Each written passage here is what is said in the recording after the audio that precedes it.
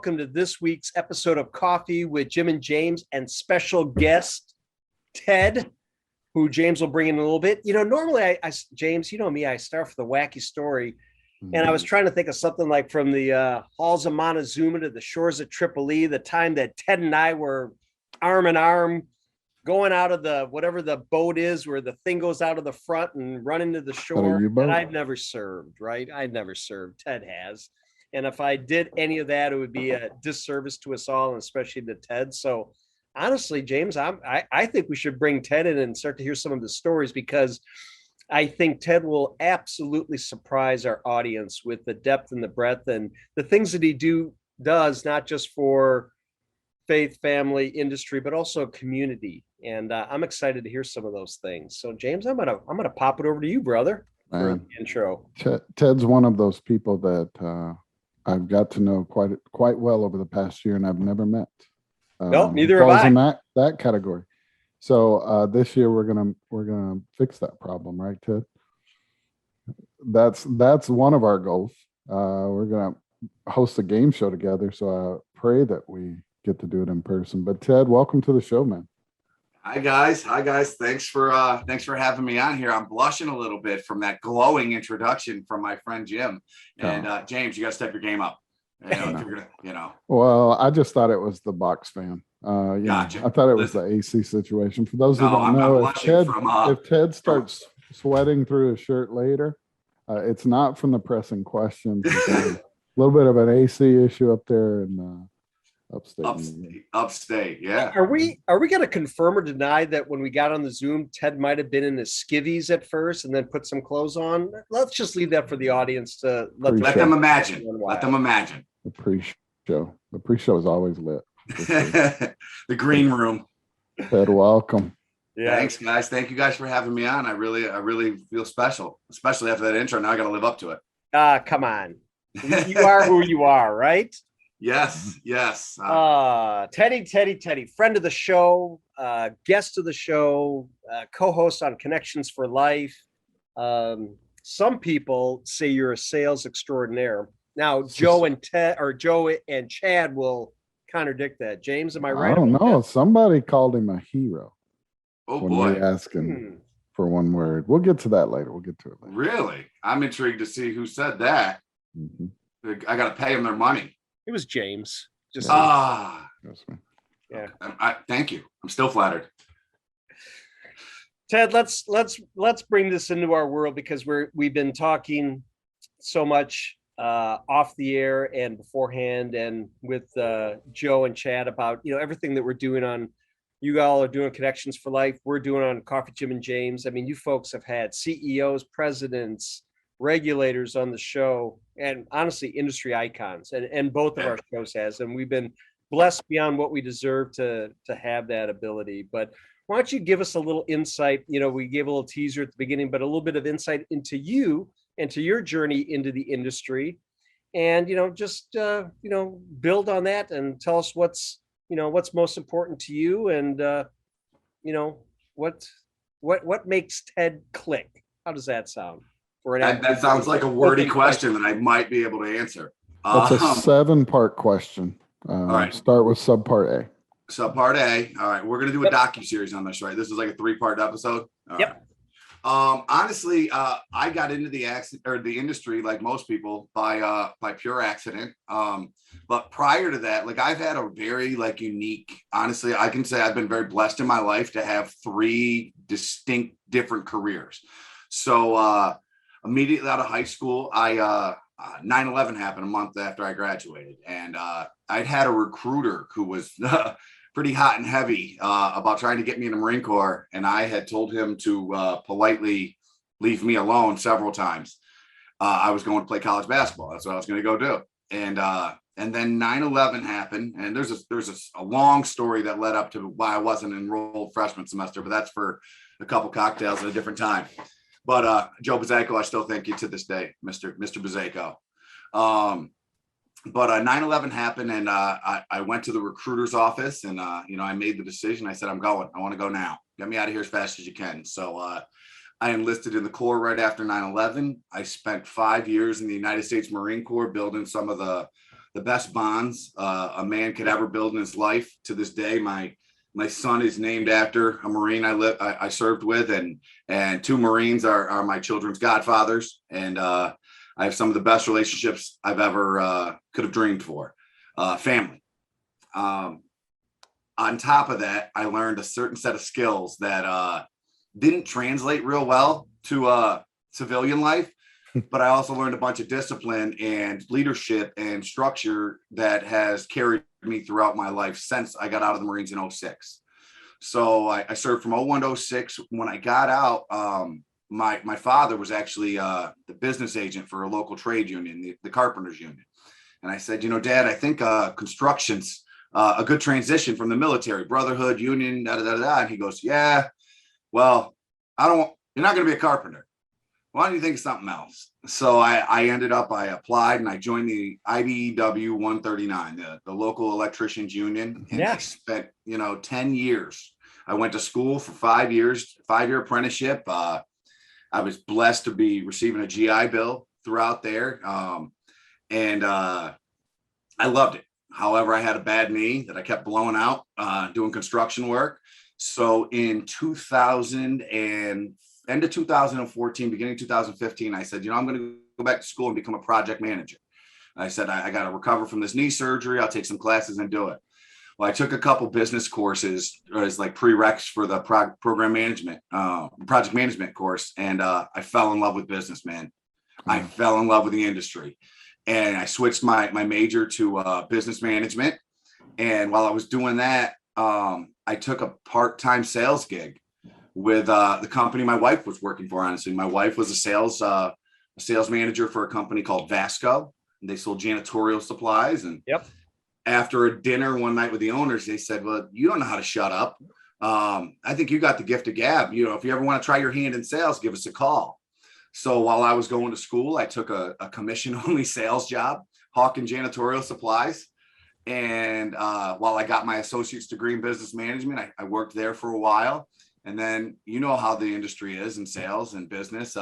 One of my customers became my next employer.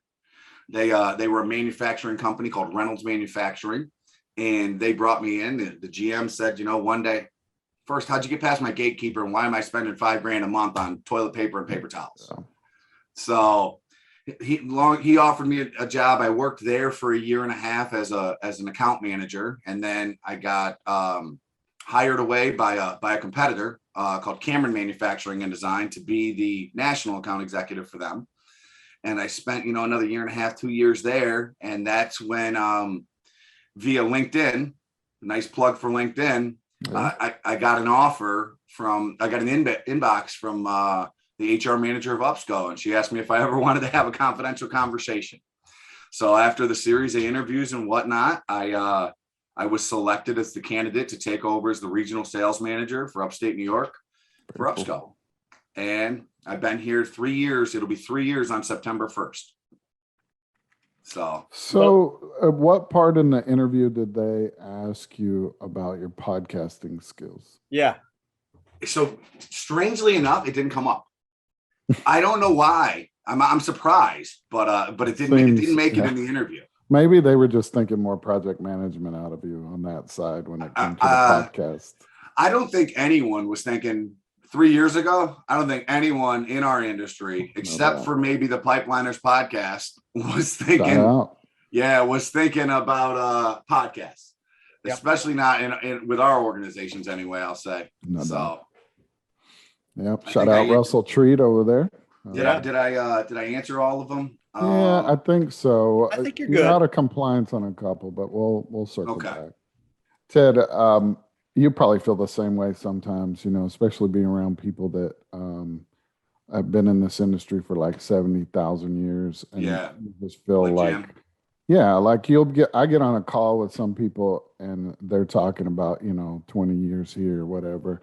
And I feel like the third wheel, with our group, you can feel like the fifth wheel. But Ted, our shows and this pandemic and really all these things have kind of like helped, I know for me, forge relationships that honestly I never would have got a shot at. You know, and I, somebody being newer to the industry, you know, I struggled in that part a little bit because, you know, it is daunting when you look across the room and there's 10, 20, 30, you know, 40 years of experience.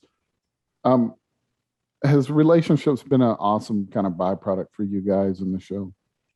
It really has. So yes, I have to say first, I agree completely. Being the newbie in the room, so to speak, 99% of the time is often you know, it's a uncomfortable space for me because I am kind of an outgoing guy, and I often tend to over talk because I want to be involved in the conversation. I don't want to sit on the fringe. I want to be like, hey guys, can I be your friend?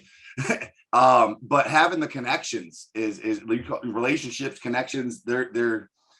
This show has brought us to a level that, you know, I know at least a year ago I never thought possible, but I believed it'd be possible in the future, but not at the warp speed that like our shows have taken us there. I mean, it's like a hyperdrive of, hey, you're walking, you know, I've had the privilege of going to a couple shows. I know I talked about it on Connections, but like, you know, people are like, hey, you got that show.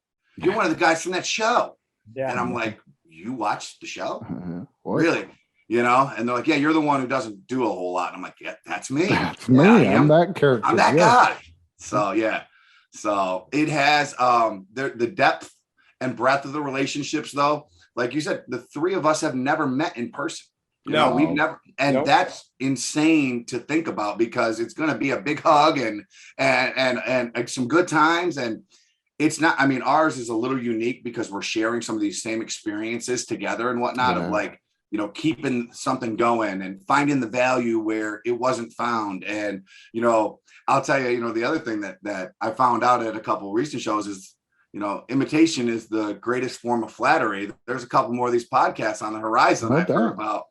And I'm going, you know, hey, we always joke. I reference it. So like, we joke, who got the first episode out, us or you? You know, I think we beat you by a week. And like, no, we beat you by a week. We didn't air that one, you know. Yeah. It's funny. And, you know, you mentioned Russell Treat earlier. I mean, really, you know, those are the pioneers that were doing it. Yeah. You know, we were lucky enough to have sponsored one of the Pipeliners podcast, you know, series and leading up the year before, right, Jim? Before the pandemic or leading up to it? Leading up to it, yep. And it was really eye-opening of how much work and how much time he put into it. He's such a pro, man. Yeah. When he gets on, man, his voice and everything, you're at home. And so, you know, watching that, you know, I feel like we've imitated in the same way. So to see it kind of cascading, that is a really cool product. It definitely is. It definitely is. So Ted, on the same note, what's some of the big takeaways for you? You know, I know we know the importance of relationships. We've talked about that, but you know, what did Ted Peet learn this year during the show? Wow, that's a great question. I don't know if I can pin it down to like one single thing, because I've learned that you don't have to, I guess a phrase that I've been utilizing is, you don't have to be present to be present anymore.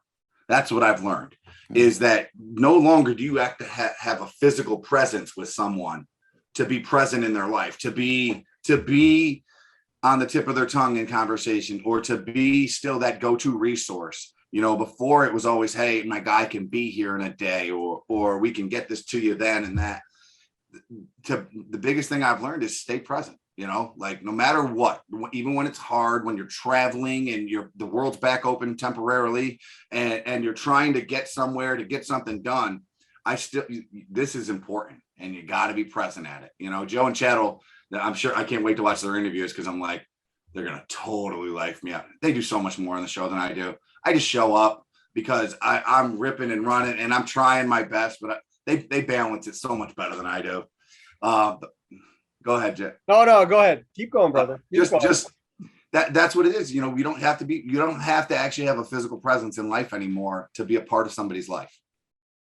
And that's the greatest thing I've learned. Yeah. You know, and I think this medium has helped, though. I mean, it has helped, you know, build relationships. Although a year and a half ago, this was foreign, Ted. When James said we're going to do a podcast, I'm like, on what? Like on camera? I'm like, no way. And you watch the first episode of us, I'm like, welcome to Same with us. the Same show, with us. you Yeah. know? Well, the other thing I'll say is that it's brought a sense of like humanization. I don't know if that's a word, but it showed that well, make it up if it's not.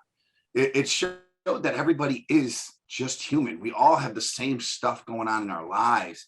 And you know, if I you know, I had to partake in Zooms prior to COVID and whatnot, but if my door would have popped open and my kid walked in, it would have been it would have been a fireable offense. It would have been so lack of preparation and lack of professionalism that it was catastrophic to you. And now it's just like, yeah, I got basketball shorts on. Yeah. All right. You do too. Let's get, you know, here, you got to take your kid to school now. Yeah, I know. I got to be there to pick him up at 7:15. Oh, we're comfortable talking about that. You know, two things. One, like we're fine with saying I got to run to the store because we're out of whatever. And then on a side note, though, James had a little guess. We did it earlier. Yeah. So funny enough, what are we? This would probably be like 75 episodes in somewhere. In there, right? So today, right now is, and so all these episodes and all this time, and my daughter has never made it onto a show. Like she'll barge into every meeting, say hi to everybody. And never happened until this morning when we were recording Joe. And she just popped in, and I was like, look at that. But you're right. I mean, a year ago, we would have been freaking out about that, you know. Yeah. Can we do that? Can we start over? Oh, re-record. Yeah. That's the funniest one for sure. We talk about those kind of moments all the time where we have guests on that are like, I need to cough, or you know, I need a drink. Can we pause it? You're like, it's okay, man. We're not editing. We're totally not. Hey, I need a bio break. That used to be a term. Who needs a bio break? Like, you know, people just fall off. Yeah. Just turn their camera off and get up and move. That's what people do. An example of that, Ted, is you though on Connections for Life. You know, we watch it, and you know the lollygaggers, Joe and Chad. You know, they're always in their office in the home, and you know, Chad's yelling for Lindsay, and Joe's yelling for Sarah. Bring us coffee, you know. And then all of a sudden, Ted pops on, and Ted's in a truck. You know, most of the time not driving. You know, most of the time pulled off the side of the road, safe. Yeah. But doing it from the road. You have been going, brother, and how's that been? How's it been juggling, doing Connections for Life, getting back on the road, managing all that? Oh, wow. Right, that was only two questions. Let me compliment you on your transition, because that was a smooth one. Yeah, we've really been working on that. We've been workshopping transitions. That's like a thing. That's a part of this thing that you didn't know how to do at first. And doesn't it ruin everything, Ted? Like now when you watch interviews or you watch people and you're like, oh man, that was a really terrible transition. Yes, it does. It 100%. When you're watching something else and you're like, oh, you could have let in so well with that question at that moment. Drop that moment. Yeah. Sorry. I know that wasn't the real question. How are we going to juggle it, Ted? How are you juggling it? We're on the on-ramp to try to get back into, you know, the industry. We're just kicking off, but you've kind of been out in the field, kind of doing things. What's it like? Well, I got to say that it all started because I couldn't take it anymore. Honest to God, I said, you know, in December, I had my wits end. We started the show because we knew we had to stay relevant. We knew we had to stay in front of our customers. We knew we had to do this stuff, and we didn't know how we were going to do it. So we decided to do it this way. And that was great for the time being. But it's also extremely hard for guys like Joe, Chad, and myself to literally be cooped into your office every day. I travel 3 days a week normally, not because, you know, yes, because it's my job, but that's also what I love to do in certain regards. I love to be busy. And I can't sit. I like, even in construction, when I did that for 10 years, construction is the only job in the world where you work yourself out of a job every single project. Okay.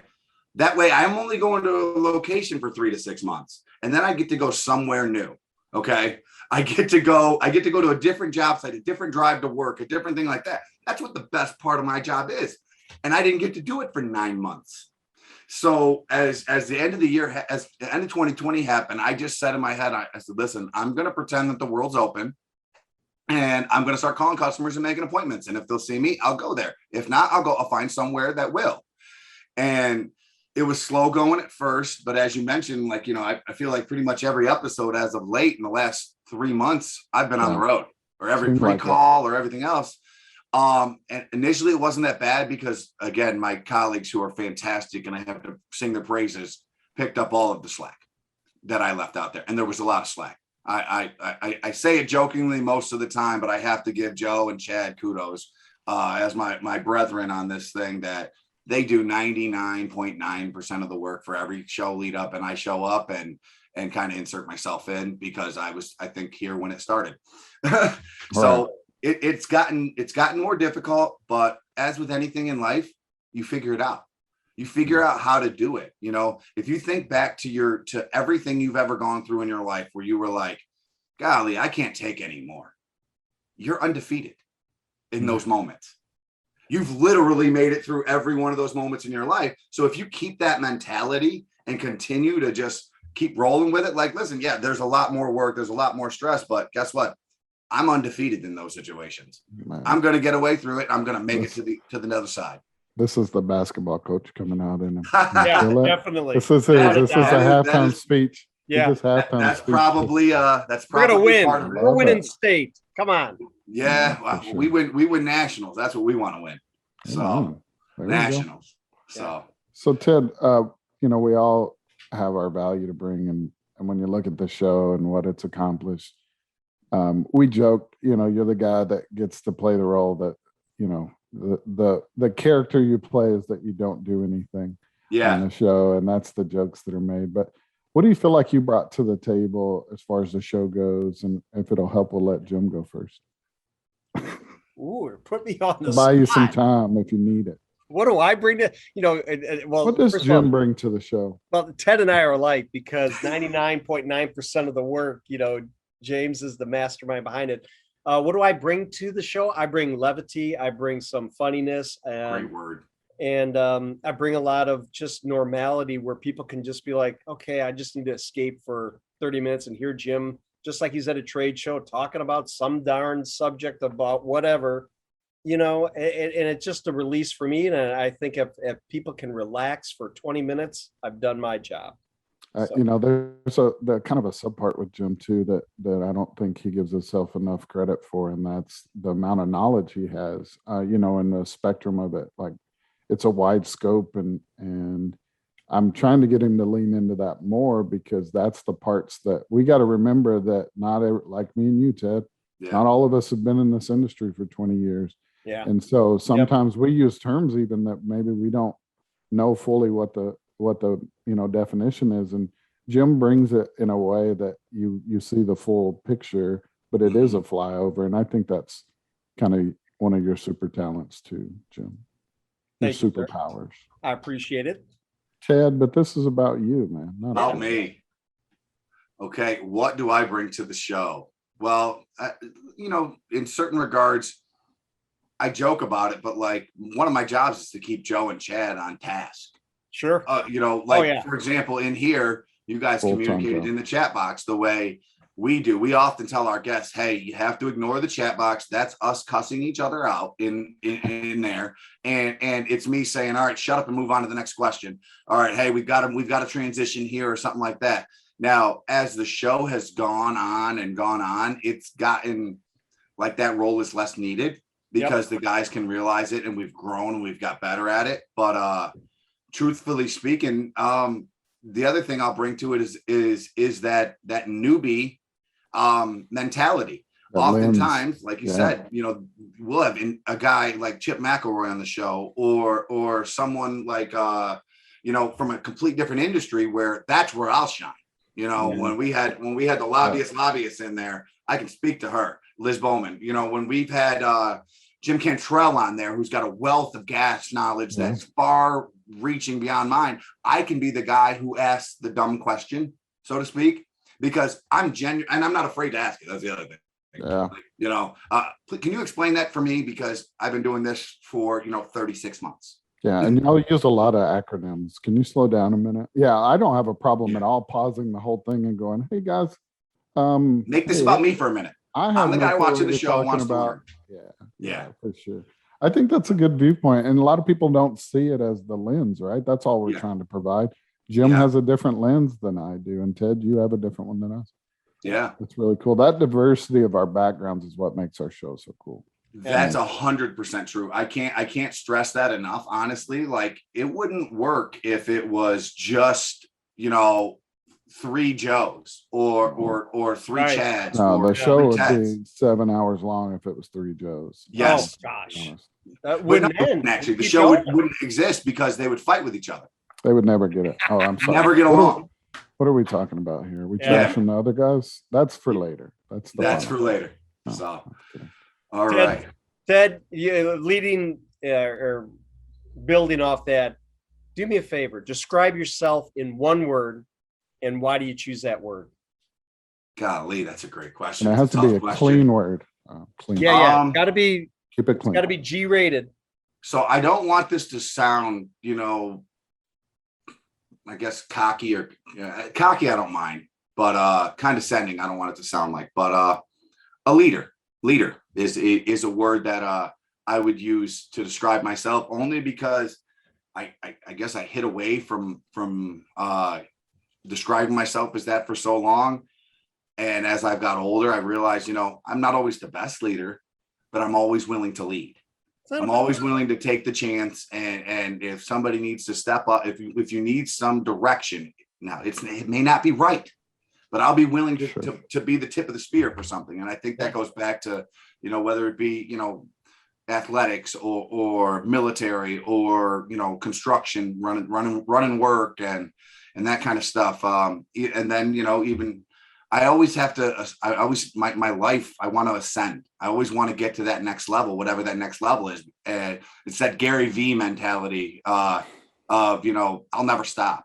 There's, I want to use 20 hours out of every day because I really only sleep 4. So why am I wasting the rest? I can coach 4 hours of basketball in a day because I worked, 12 hours because my day starts at 5, and, I can do the upsco stuff till 5. And then after 5, I still got time to go coach my kids' team or volunteer at my church or whatever's available. So, yeah. So, okay, let's do something fun. One word to describe Joe and one word to describe Chad. Keep them G-rated. Yep, I got you. So my word to describe Chad is genuine. Okay. Yeah. There was Chad was hands down one of the guys who really opened the door, open arm welcomed me to Upsco and to the sales team. And when I was going through the initial struggles that any new hire goes through, and anyone who's trying to learn something while still being, how sales is, man, you're not held accountable to any numbers this first year, but right. And we're going to hold you accountable twice next year. Yeah. Yes. Yeah. Chad was so genuine.